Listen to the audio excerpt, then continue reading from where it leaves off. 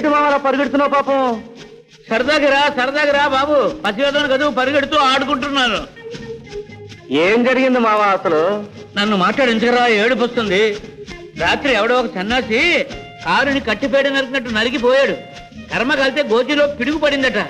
అది నా పీకి మీదకి వచ్చి మా ఎస్ఐ నేను డ్యూటీలో ఉండగా ఈ పని జరిగిందని ఈ పనిష్మెంట్ ఇచ్చాడు.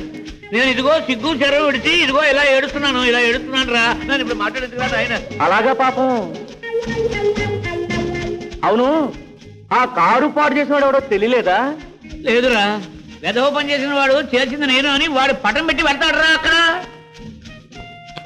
ఇంత తెలివైన వాడు కదా, నువ్వు పట్టుకోలేకపోయాడు మావా. నేను పట్టుకోపోవడం ఏమిట్రా? ఇవాళ రేపో వాడిని పట్టుకుని బెండి మీద బ్యాండ్ వాయించేసాను.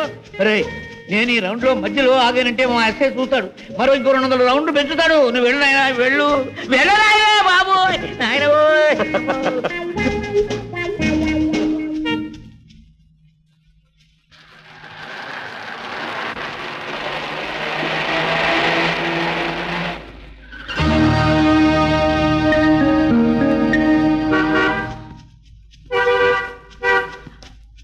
నమస్కారం అమ్మా.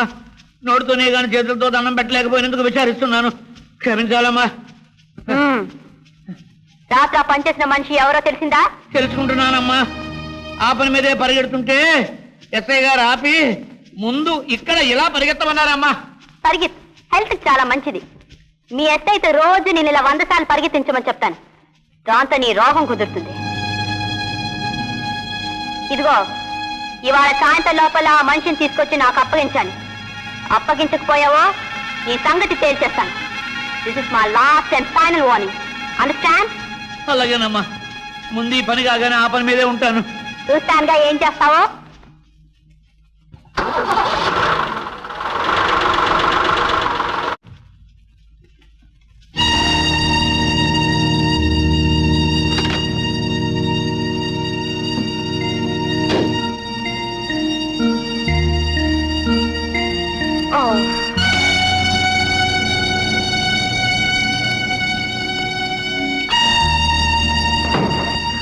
ఇడియట్, చాకీ కూడా పెట్టలేదు.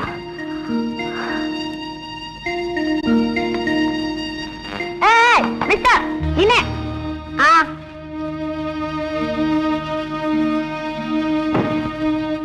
టైర్ మార్చాలి, ఎత్తి పట్టుకో. వదలమంటుంటే ఎంతమంది? నన్ను కాదు, కార్ని. ఓహో, టైర్ మార్చాలంటే అదేదో అనుకుని నిన్నెత్తాను. ఘనకార్యం చేసేవాలే, ముందు ఎత్తవయ్యా కార్ని. కాస్త మర్యాదగా అడగొచ్చుగా. ఎత్తండి సార్ కార్ని.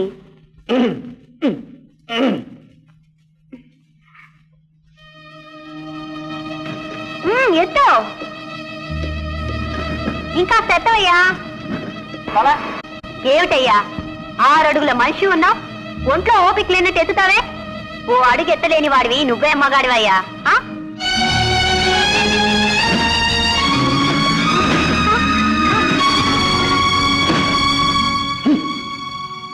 నేనేం మొగాడినో ఎంతటి మొనగాడినో ఇప్పుడైనా తెలిసిందా?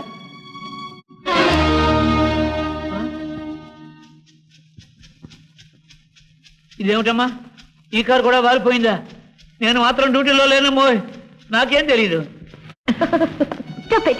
నన్ను చూసినావుతావా? I teach you lesson. మీ ఇన్స్పెక్టర్ ఎక్కడా?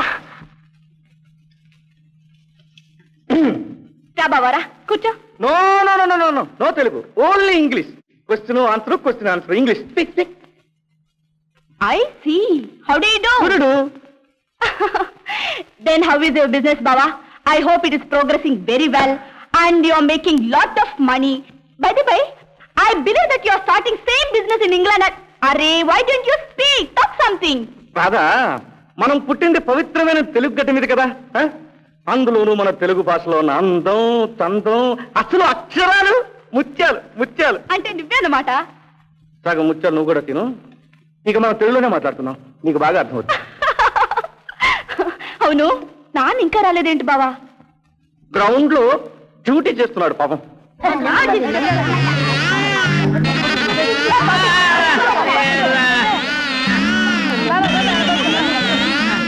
ఏంటి బావా?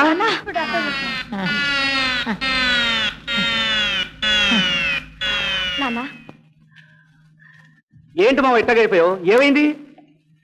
ఏమైందిరా? పోలీస్ గ్రౌండ్ దగ్గర తాతయ్య పడిపోయి ఉంటే మోసుకొచ్చాం బాబాయ్. రండి, మీరండి. నాన్న మంచి తాగు మావా.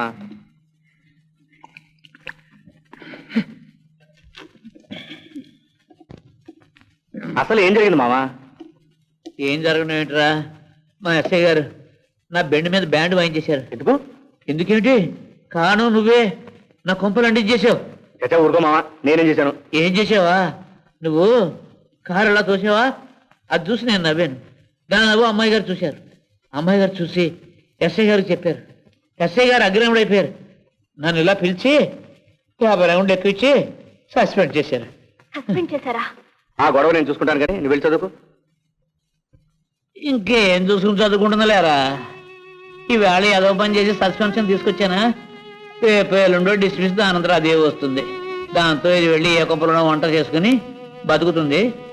నేను వెళ్ళి ఏ రైల్వే స్టేషన్లోనో అడుక్కుంటాను. అవే మాటలు మావా. లేకపోతే ఏమిటిరా, గోచీకి ఎక్కువ పంచికి తక్కువైన జీతంతో కాలక్షేపం చేస్తున్నాం. ఆ జీతం డబ్బులు 4 రాకపోయాక ఇక జరిగేది ఏమిటి? ఎలా పోషించను, ఎలా చదివించను? ఆ సంగతి నాకు వదిలేసి నువ్వు నిశ్చింతగా నిద్రపో మావా. నీ ఉద్యోగం వచ్చేలా చేస్తాను, రాళ్ళ చదువు ఆగిపోకుండా చూస్తాను, సరేనా? ఒరే, అంత తేలికైన పని కాదురా.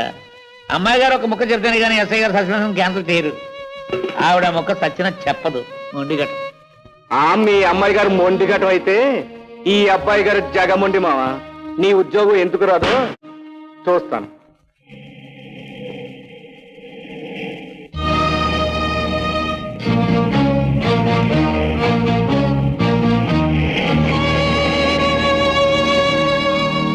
ఇలా కార్లు కట్టుపడే వాళ్ళు మనుషులు కారు, పశువులు.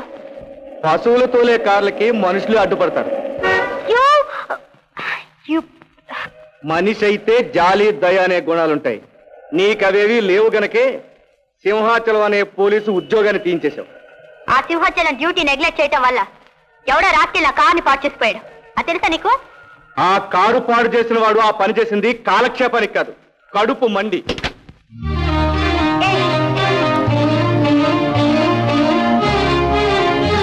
అటు చూడొకసారి. నిన్న నువ్వు గాంధీనగరంలో నీ కారుతో ఆ బండిని గుర్తించి కనీసం ఆపనైనా ఆపకుండా వెళ్ళిపోయావు. షికారులు తిరగడానికి 10 కార్లు ఉన్న నీకు ఒక్క కారు దెబ్బతింది. కానీ ఆ బండి వాడికి 10 కార్లు లేవు, షికారు తిరగడానికి టైము లేదు. ఆ బండే వాడికి అన్నం పెట్టే అమ్మ తల్లి. దాన్ని నాశనం చేసేవన్న కడుపు మంటతో నీ కారు చెడగొట్టాడు. తప్పున్నారా? అయితే పని చేసిన వాడు ఎవడో నీకు తెలుసు అనమాట. ఎవడు వాడు? నేను. ఆ బండి నాది. ఏం చేస్తావు? రే ముత్యాలు, ఆ బండి సుబ్బి గారిది అయితే నీ మీద వేసుకుంటానే. స్నేహితుడు చేసిన తప్పు నువ్వు నెత్తిన వేసుకుంటున్నావు అనమాట. చిన్నప్పటి నుంచి వీడు ముందు వెళ్ళి చెప్తాను. చిన్నప్పటి నుంచి వీడు ఇంతేనమ్మా. తన సుఖాన్ని 10 మందికి పంచి పెడతాడు, 10 మంది కష్టాన్ని తను ఆదుకుంటాడు. చూడమ్మా, కారులో నీ దృష్టిలో ఈ బండి మామూలే కావచ్చు, కానీ పేదవాడి దృష్టిలో ఈ బండి చాలా ఖరీదైంది.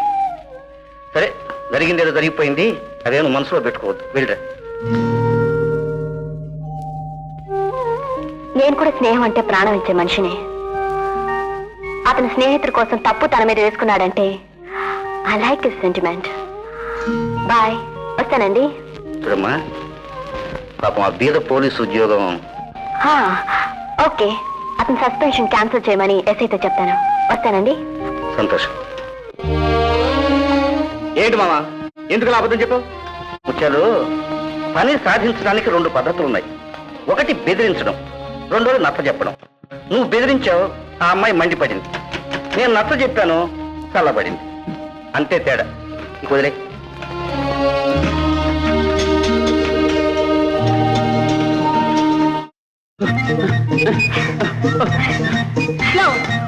మేడం,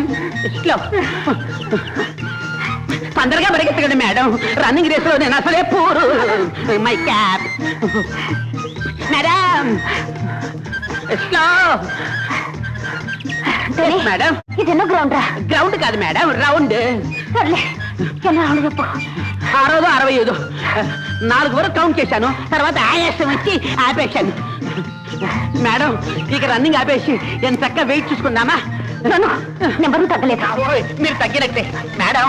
రోజు మీరు రన్నింగ్ చేస్తుంటే భూమి అదిరి క్రాక్ ఇచ్చేది. ఇవాళంతగా అదరడం లేదు, అంటే తగ్గినట్లే. Very good. అయితే మిషన్ తీసుకురా, వెయిట్ చూసుకుందాం.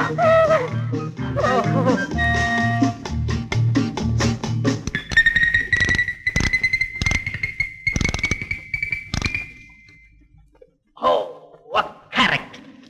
ఏమిట్రా ఏదో ఇంజనీరింగ్ చేస్తున్నావు? ఏం లేదు సార్, మేడం గారు బబబ్బం జిజిజిం కదా, కదా కదా. ఆవిడ గారు బరువు తగ్గడానికి రోజు పరిగెత్తడాలు, ఎక్సర్సైజులు. ఆవిడతో పాటు నేను పరిగెత్తడం, ఎక్సర్సైజు అనవసరంగా. చూడండి, రోజు రోజుకి నేను చిక్కి చిక్కి పూచికి పుల్లలా తయారవుతున్నాను. ఇప్పుడు మళ్ళీ ఆవిడ గారు వెయిట్ చూసుకుంటుందట. ఆవిడ తగ్గదు, ఇది తగ్గినట్టు చూపించడు సార్. అందుకని ఒక చిన్న అడ్జస్ట్మెంట్ చేశాను. అరే ఇవాళ బరువు బాగా తగ్గినట్టున్నారు మేడం మీరు. నిజమా దాసా? వెయిట్ చూడండి మేడం, మీకే తెలుస్తుంది. అమ్మో 60 మేడం, నిన్న 80. Very good. అయితే 20 లీటర్లు తగ్గాను. లీటర్లు కాదు మేడం, టన్నులు, అదే కేజీలు. కరెక్ట్. అందుకే గాలిలో తేలిపోతున్నట్టుంది. చూడు, ఈ రోజు వెయిట్ తగ్గాను కాబట్టి హామ్లెట్లు, బ్రెడ్లు, టోస్టాలు పట్టుకురావాలి. అన్ని తినొచ్చు మేడం, అన్ని తినొచ్చు. ఒరే నువ్వు వెళ్ళి అన్ని పట్టరాపో. చూడండి మేడం, మీరు ఇంతకంటే బరువు తగ్గకూడదు. మీ అందానికి, పొడుక్కి, వర్చస్సుకి ఆ మాత్రం వెయిట్ ఉండాలి. ఇప్పుడు మీరు పసి తుమ్మెదలాగా ఉన్నారనుకోండి, ఇక్కడ సంతకం పెట్టండి.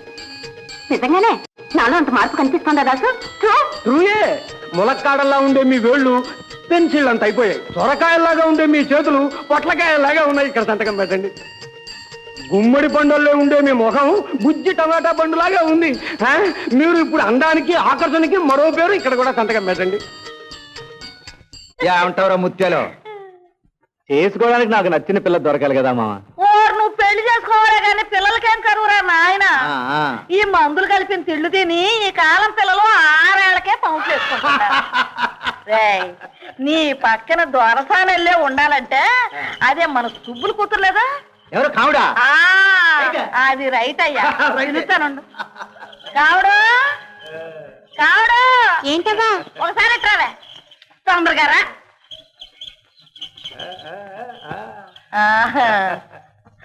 ఇక్కడ కూర్చోవే.